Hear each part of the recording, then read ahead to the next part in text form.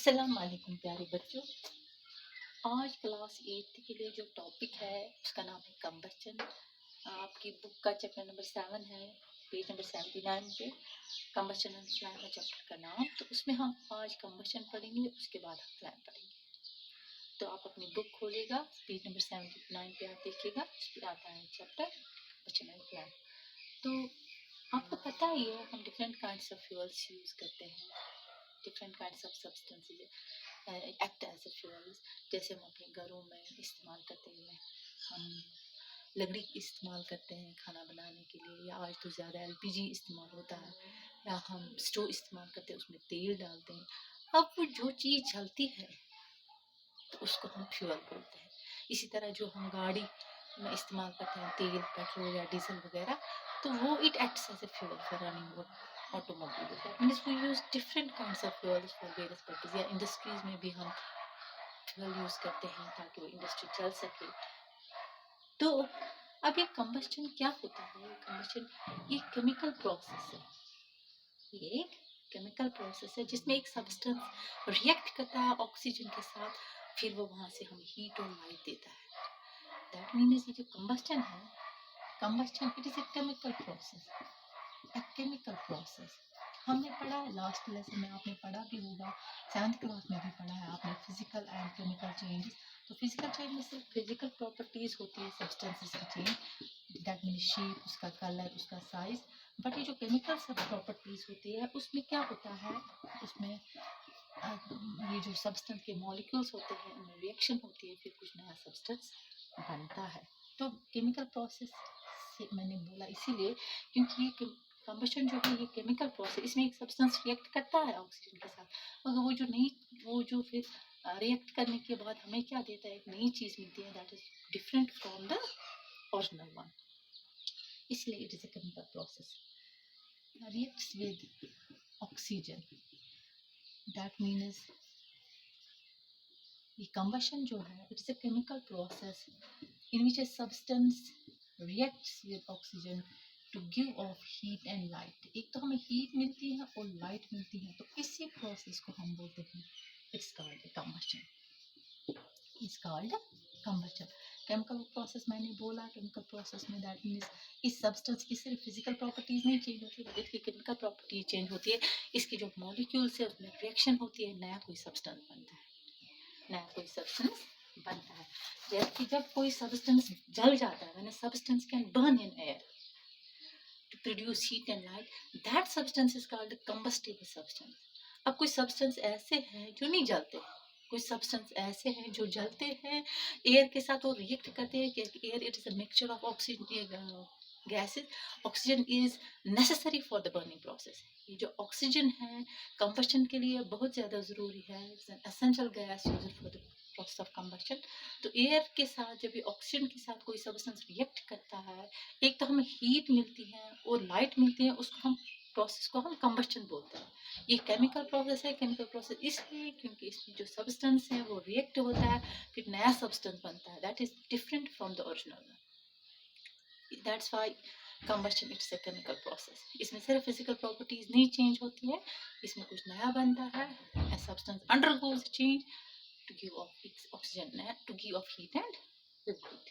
अब क्या है, अब कुछ सब्सटेंस होते हैं जो जलते हैं, that can burn in air, तो that can go undergo combustion. अब कुछ सब्सटेंस ऐसे होते हैं जिनमें कंबस्टन नहीं हो पाती है। That means there are two types of substance on the basis of combustion। एक तो है combustible substances, दूसरा है non combustible substance, या मैंने बोला combustible substances।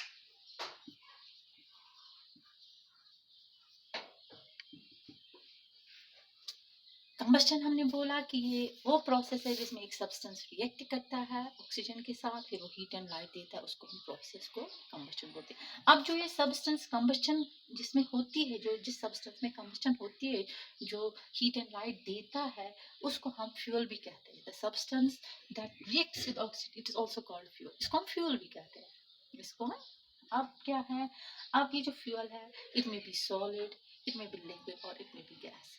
ये जो फ्यूल है ये तो सॉलिड भी हो सकता है, ये लिक्विड भी हो सकता है, ये गैस भी हो सकता है। अगर सॉलिड की बात करें जैसे wood, wood is a substance that reacts with oxygen to give off heat and light. ये जलता है, हमें ऑक्सीजन हीट एंड मिलती है, लाइट भी मिलती है। Would it is substance in solid form. तो दूसरा हम लिक्विड की बात लेंगे, जो पेट्रोल है जो हम गाड़ियों में इस्तेमाल करते हैं, it gives heat, it undergoes combustion, so it is the fuel in the form liquid form. फिर है एलपीजी जो हम घरों में इस्तेमाल करते हैं, तो वो भी तो अंडरगो कम्बशन, वो भी तो रिएक्ट करता है, ऑक्सीजन हमें लाइट मिलती है, हमें हीट मिलती है, तो it is a substance in gaseous form. That means the fuel it may be solid, it may be liquid or it may be gas. अब ये फ्यूल किसको बोलते हैं? वही सब्सटेंस जो जलता है, जो ऑक्सीजन के साथ रिएक्ट होता है, उसको हम फिर हीट हमें देता है, तो उसको हम फ्यूल बोलते हैं, सब्सटेंस को फ्यूल बोलते हैं।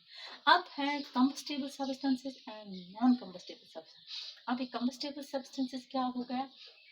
कंबस्टेबल सब्सटेंस वो होते हैं जो कंबस्टन, जिनकी कंबस्टन होती है, दैट मीन्स जो जल पाते। द सब्सटेंसेस, कुछ सब्सटेंसेस ऐसे हैं that can burn in air to produce heat and light, they are called as combustible substances. अच्छा, जब हम कंबस्टेबल सब्सटेंस को हम ऐसे लिखेंगे, ऐसे डिफाइन करेंगे, व्हेन ए सब्सटेंस, जब कोई सब्सटेंस क्या क्या होता है उसको, जब ये जल सकता है, when it can burn in air, air जरूरी है क्योंकि एयर में ऑक्सीजन है, it is necessary for the process of burning. तो इसके बाद जब एक सब्सटेंस बर्न होता है एयर में, और उससे क्या होता है, ये प्रोड्यूस करता है, हीट करता है प्रोड्यूस, या लाइट करता है प्रोड्यूस, तो इसको हम बोलेंगे कंबस्टेबल सब्सटेंस। उस सब्सटेंस को हम बोलेंगे कंबस्टेबल सब्सटेंस। कंबस्टेबल सब्सटेंस हो गया जिसमें ये कैपेसिटी है उस सब्सटेंस में कि वो हीट के वो जलता है, वो ऑक्सीजन के साथ रिएक्ट करता है in order to produce heat, तो उस सब्सटेंस को हम बोलते हैं कंबस्टेबल सब्सटेंस।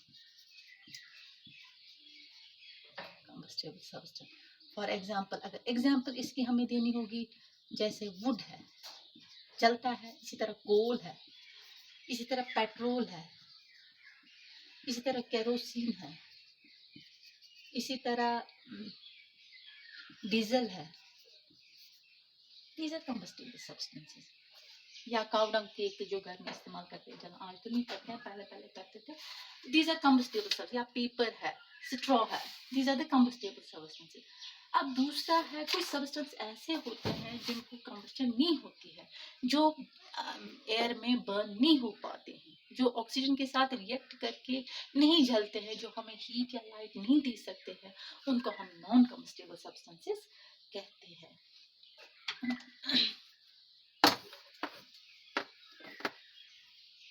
अब कुछ सब्सटेंसेस ऐसे हैं, there are certain substances which can not burn. पहला है कंबस्टेबल सब्सटेंस जो बर्न होता है, जो हमें हीट देता है, लाइट देता है, तो उसको हम दो substances are called as combustible. अब है non combustible substances. Non combustible substances कौन से सब्सटेंस हो गए? ये वो सब्सटेंसेस हैं that can not burn in the presence of fire. Certain substances, कुछ सब्सटेंस ऐसे हैं जो नहीं बर्न होते हैं एयर में, in the presence of air, air अगर होता भी है फिर भी ये नहीं बर्न होते हैं, तो उन सब्सटेंस को हम बोलते हैं नॉन कंबस्टेबल सब्सटेंसेस। तो इसमें हम लिखेंगे substances that can not burn, that can not burn in presence of air. Air is essential for the process of burning. The presence of air are called non-combustible substances.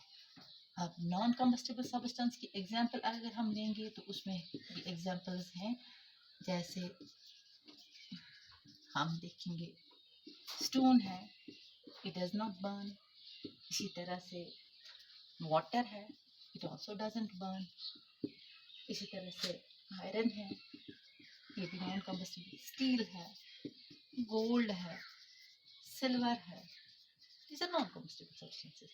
Calcium carbonate है, these are the substances that cannot burn in air, so they are called as non combustible substances. तो अब हमने ये देखा कि कुछ materials ऐसे होते हैं, कुछ सब्सटेंस ऐसे होते हैं जो जलते हैं और हीट और लाइट प्रोड्यूस करते हैं, उनको हम कंबस्टेबल सब्सटेंस बोलते हैं। अब कुछ ऐसे होते हैं जो नहीं बर्न कर हो पाते हैं, उनको हम नॉन कंबस्टेबल सब्सटेंसेस कहते हैं। अब आपकी बुक पे है एक चार्ट देते हैं, पेज नंबर आप 80 को देखिएगा। पेज नंबर 80 पे आपको एक टेबल 7.1 देखे हैं, उस पे आपको कुछ मटेरियल्स के नाम लिखे हैं। तो इसमें आपको बोलना है, you have to tell whether the substance is combustible or non combustible। इसने एक टेबल बना दी। अब आपको ये पता है कंबस्टन एक प्रोसेस है जिसमें कोई सब्सटेंस रिएक्ट करता है ऑक्सीजन के साथ, ऑक्सीजन एयर में होता है तो फिर वो हमें हीट लेता है, तो उसका कंबस्टन बोलते हैं। फिर हमने देखा कंबस्टिबल सब्सटेंस वो होते हैं जो बर्न होते हैं एयर में फिर वो क्या होता है, फिर हमें वो हीट देते हैं, लाइट देते हैं। तो जैसे हमने उसकी एग्जांपल दी, वुड पेपर वगैरह। फिर कुछ और सब्सटेंस होते हैं जो नहीं बर्न हो पाते हैं, they are called non combustible substance. अब on the base of this आपको क्या करना है, एक टेबल आपको दे के है, अगर आप पेज नंबर 80 देखिएगा अपनी बुक का, उस पर आपको टेबल दे के है, 7.1 टेबल है, उसमें मटेरियल है इधर से लिख के, दूसरा कॉलम है कंबस्टेबल, तीसरा वाला है नॉन कंबस्टेबल। पहले में लिख के है ऊपर मटेरियल, यानी कि मटेरियल का नाम है, सब्सटेंस का नाम है। अब आपको देखना है ये substance whether it is combustible or whether it is non combustible, you have to find out. ये आपको खुद करना है। अब मैं आपको इधर समझाऊंगी। देखो वुड है, हमने अभी पढ़ा, ये जो वुड है it acts as a fuel. Fuel हो गया वो चीज जो जल पाएगी, जो जल सकती है। Substance that can burn, that is called as fuel. उस सब्सटेंस को हम फ्यूल भी बोलते हैं। जैसे मैंने अभी बोला, that undergoes combustion, the substance that undergoes combustion, it is called to be a combustible substance or it is also called a fuel। इसको हम फ्यूल भी बोलते हैं। अब ये जो वुड है, अब ये कंबस्टेबल है कि नॉन कंबस्टेबल। इसी तरह से दूसरा है पेपर, आयरन नील्स, नील्स हो गई कील। इसी तरह से kerosene oil, it's also one of the substance. इसी तरह स्टोन पीस, ये भी एक सब्सटेंस है। इसी तरह स्ट्रॉ, इसी तरह से चारकोल। इसके बाद मैसेटिक है, ये आपको खुद करना है। फिर है ग्लास। ये कुछ मटीरियल देखे हैं, पेज नंबर 80 पे है, टेबल 7.1 है।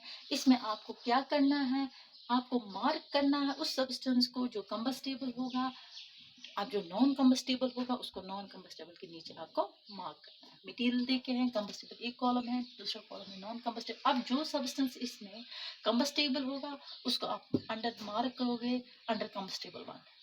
अब जो नॉन कंबस्टेबल होगा उसको हम नॉन कंबस्टेबल के नीचे मार्क करोगे। जैसे वुड है, वुड आपने देखा होगा घर में, अगर आप बाहर भी कहीं जलाओगे, घरों में भी होता है, हम लकड़ी जलाते हैं, इट बर्न्स इन एयर, ये हमें हीट भी देती है, ये हमें लाइट भी देती है। तो that means would it is a combustible substance, मैंने इसको कंबस्टेबल के नीचे टिक मारा। दूसरा पेपर, अगर आप पेपर निकालोगे फिर काट जलाओगे, वो जल पाता है, it burns in air, reduce heat and light, तो it is also a combustible substance. Iron nails, अगर आप कील को जलाने की कोशिश करोगे, they will not burn, they will not burn in air, ये नहीं रिएक्ट करते ऑक्सीजन के साथ, जलने के लिए हम हीट एंड लाइट नहीं देते हैं। तो इसके that means this is a non combustible substance, इसको हम नॉन कंबस्टेबल नीचे मार्क करेंगे। केरोसिन ऑयल जो हम स्टोव में इस्तेमाल करते हैं, आपने देखा होगा घरों में, इट बर्न्स, ये हमें फ्लेम भी देता है, ये हमें हीट देता है, हमें लाइट देता है, that means kerosene oil it is A combustible substance. Stone pieces, ये जो पत्थर के छोटे छोटे टुकड़े या बड़े भी हो, वो उनको आप जलाने की कोशिश करें, वो नहीं जलेंगे, it's a non combustible substance. Straw, जो घास वास होती है, आप उसको जलाओगे, ये जलेगी। चारकोल, ये जल जाएगी। मैसेटिक माचिस की तीली जो है, it is also a combustible substance. गिलास, गिलास, वो जो गिलास पीस जो हम विंडोज में लगाते हैं, शीशे टुकड़े वगैरह, they did not burn, this is a non-combustible substance। So these were the substances which can burn, which can undergo combustion and which cannot undergo combustion। तो हम इनको combustible और non combustible substance मार्क किया जो था। तो अब क्या है, ये था आज का टॉपिक। इंशाल्लाह इससे आगे हम कल पढ़ेंगे। अल्लाह हाफ़िज़।